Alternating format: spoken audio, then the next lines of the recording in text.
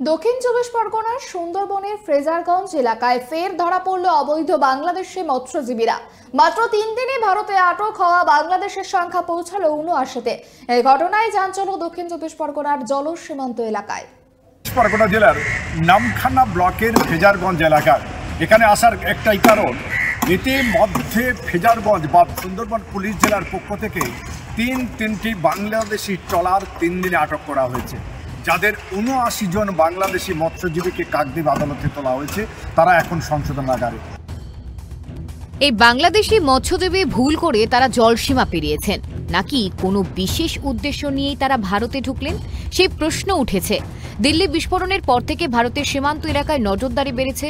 এদিকে গতকাল বাংলাদেশের শেখ হাসিনাকে ফাঁসির আদেশ দেওয়া হয়েছে। সেই রায়ের পর থেকে অগ্নিগর্ভ প্রতিবেশী রাষ্ট্র।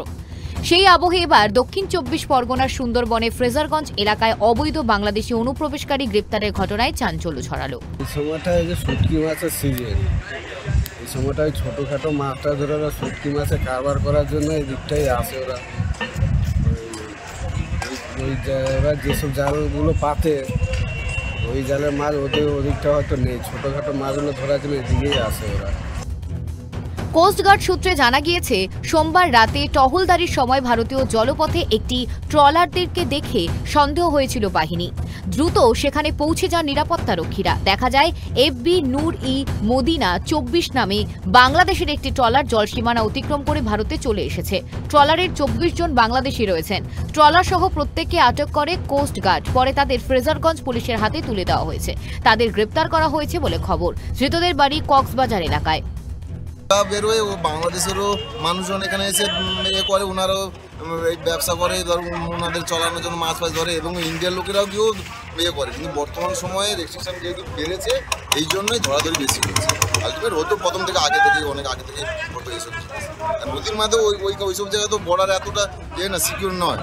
শনি ও রবিবারও একইভাবে দুটি বাংলাদেশি ট্রলার ভারতে অবৈধভাবে ঢুকেছিল। ওই দুই ট্রলার থেকে মোট 55 জন বাংলাদেশিকে আটক করা হয়েছে। জানা গেছে তাদের কোনো বৈধ অনুমোদন ছিল না ভারতীয় জলসীমার মধ্যে মাছ ধরার জন্য।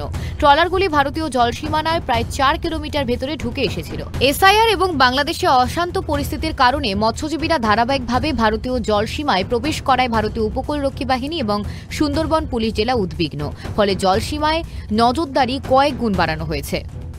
তবে এটা নিয়ে প্রশ্ন উঠছে, এই যে এসআইআর আবহে যখন দেখা যাচ্ছে এলাকার মানুষ তারা বাংলাদেশে যাওয়ার জন্য, অর্থাৎ যারা বাংলাদেশি, যাদের কার্ড নেয়, ভোটার কার্ডের নাম নেয়, বাংলাদেশে যাওয়ার জন্য উঠে পড়ে লেগেছে, তখন বাংলাদেশ থেকে জলপথে কেন মানুষ এই বাংলার উদ্দেশ্যে আসছে? প্রশ্ন কিন্তু এখানেই। দক্ষিণ চব্বিশ পরগনা থেকে গোপাল সিংহের রিপোর্ট, কেটিভি বাংলা।